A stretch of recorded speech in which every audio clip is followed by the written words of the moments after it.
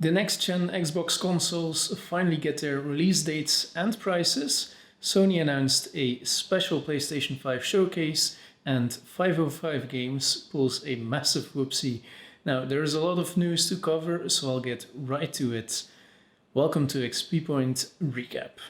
Oh, and if you hear my computer, I'm sorry about that, but I'm still rendering out a video that should come online tomorrow, provided that YouTube does not copyright strike it. You'll see. Anyway, let's get to it.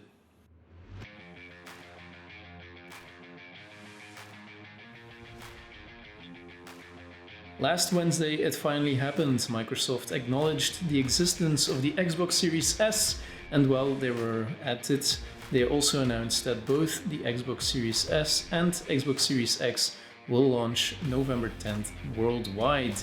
Now, the main differences between the Series X and Series S is that the cheaper model, the Series S, won't have a disk drive, and besides that, the Series S will also get a slightly lower clocked processor, a less powerful GPU capable only of delivering gameplay at a maximum resolution of 1440p instead of 4K, and the S will also only get a 512GB PCIe Gen 4 NVMe SSD, whereas the Series X will get a 1TB hard drive. But both console storage can be expanded with the 1TB expansion cards.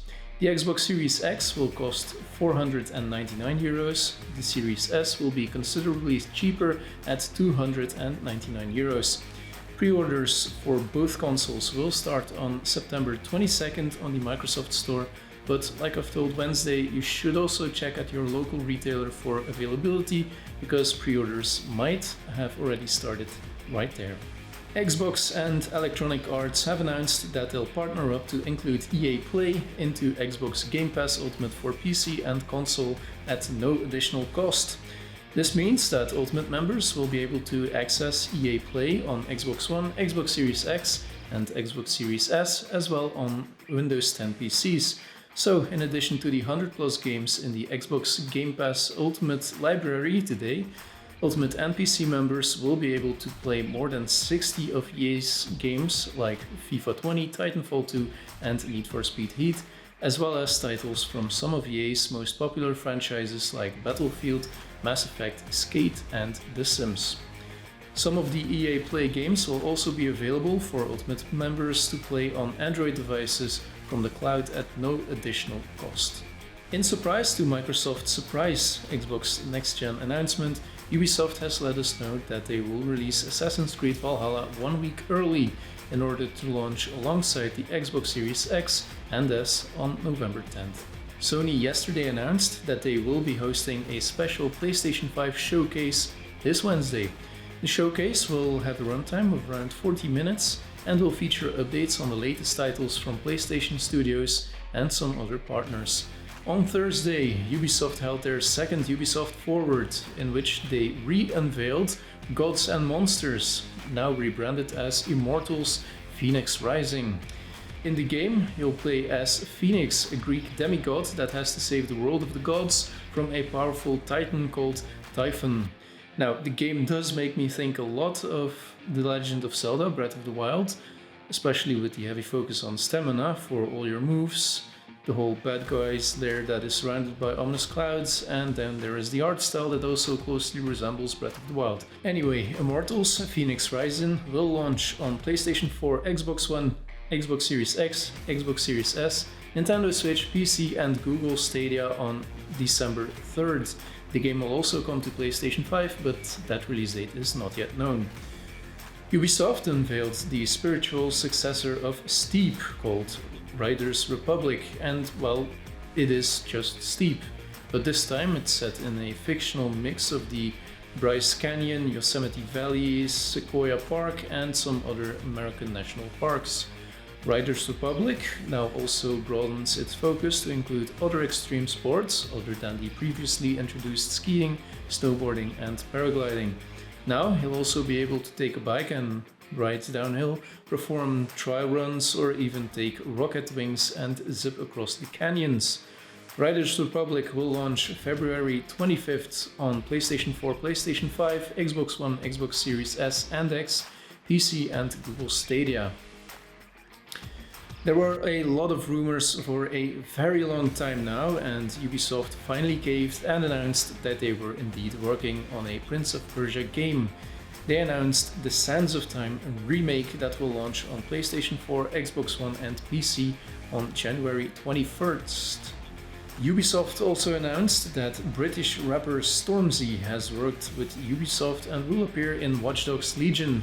In the game, you'll have to help the rapper broadcast his new song Rainfall in London.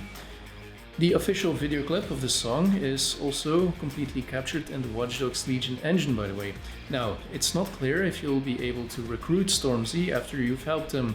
One character, however, you will be able to play as will be Aiden Pierce from Watch Dogs 1. He'll return in his own storyline in one of the planned DLC packs that will be included in the Gold Edition of Watch Dogs Legion. And to end this Ubisoft part of the recap, the publisher has also announced that Rainbow Six Siege will get a next-gen release during this holiday season. Everyone who owns the game on PlayStation 4 and Xbox One will get a free upgrade when they want to play the game on their brand new consoles. And new players will be able to buy Siege at the same price as the current-gen version. Rainbow Six Siege will also support cross-generation play, so everyone in the same console family can play together. Remember when 505 Games and Remedy told everyone that it was simply impossible to provide all existing players a next-gen upgrade for Control? Well, they said that the new Control Ultimate Edition and the old Digital Deluxe Edition with the Season Pass were a whole different product, and that they simply couldn't upgrade existing players to the new version in order to give them access to the free next-gen upgrade. Well, it seems it wasn't impossible at all. In fact, it seems so easy they accidentally forgot to turn off the feature in some regions for PlayStation 4 players. This week, when the Ultimate Edition of Control was released on PlayStation 4, it looks like players silently got a free upgrade to the version, but then they got it taken away as soon as the news started to break. The story came to light on Reset Era, where users began reporting that they could download the Ultimate Edition without any extra charge. However, now those players that were able to download that version of the game, and even play it in some cases, now can no longer access the Ultimate Edition anymore without adding it to their store basket and paying for it. What this essentially means is that 505 Games and Remedy actually did have the power to upgrade existing Control players all along, even though they keep claiming that they can't, despite the evidence proving them wrong. So it seems that 505 Games is just being greedy and wants existing players to pay twice in order to get their quote-unquote free next-gen upgrade. To nobody's real surprise, Ninja is back on Twitch.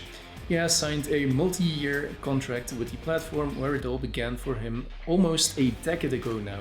In 2019, he left the platform after signing an exclusive deal with Mixer, but just a few months ago Microsoft shut down Mixer, so Ninja became a free agent. He streamed a few times on YouTube, but now he's back at Twitch.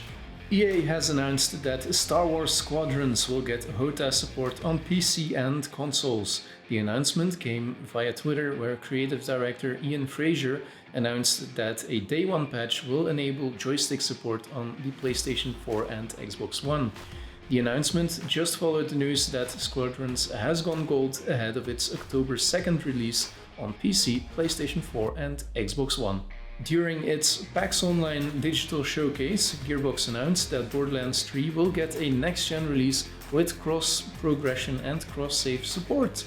Players who already own Borderlands 3 on current-gen consoles will get a free next-gen upgrade. Additionally, Borderlands 3 on next-gen will let you carry over the content you've purchased and the progress you've made from the current generation. Borderlands 3 on PlayStation 5 and Xbox Series X will run at 4K and 60 frames per second. Two other highly requested features, namely 4-player local co-op and vertical split screen, will be available to all players for free. Vertical split screen will also be added to the PlayStation 4 and Xbox One version of the game via a free patch, though Gearbox did not clarify when this will drop. Gearbox also didn't specify whether 4-player local co-op will be added to the current gen systems. Gearbox is yet to announce the release date of the next-gen versions of Borderlands 3. Let's end this week's recap with Epic Games versus Apple.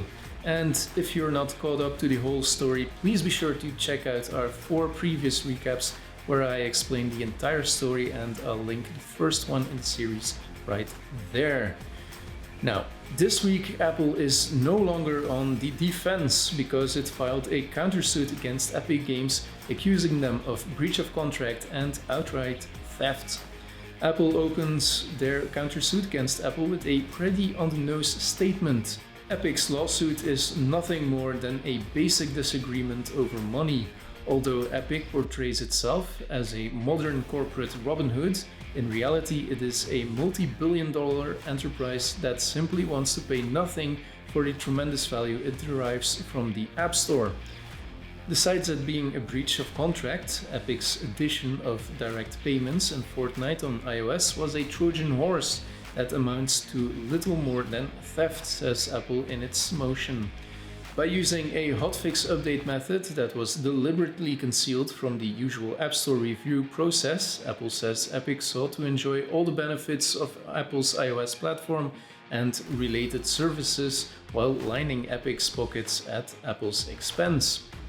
Epic has happily agreed to Apple's contractual terms to access iOS development since 2008, Apple writes, earning over $600 million from App Store sales in that period. The fact that Epic no longer accepts that deal does not provide cover for Epic to breach binding contracts, dupe a longtime business partner, pocket commissions that will rightfully belong to Apple, and then ask this court to take a judicial sledgehammer to one of the 21st century's most innovative business platforms simply because it does not maximize Epic's revenue. Apple writes the 30% iOS sales commission that Epic tries to get around is much more than a simple fee for processing payments. Instead, that fee reflects the immense value of the App Store, which is more than its sum of its parts and includes Apple's technology, tools, software for app development and testing, marketing efforts, platinum-level customer service, and distribution of developers' apps and digital content. That includes over 150,000 APIs that Apple has created to ease iOS development, the company writes, as well as the Metal Graphics API that Epic itself has praised in over the past. Now, is it me or are things not looking good for Epic Games here? In any case, the next scheduled hearing with the two parties will take place on September 28th, so this story is far from over. But what actually is over is this week's recap, so do come back next week for more gaming news. And if you've enjoyed this video, please be sure to hit those like and subscribe buttons, and I'll see you guys next week. Bye.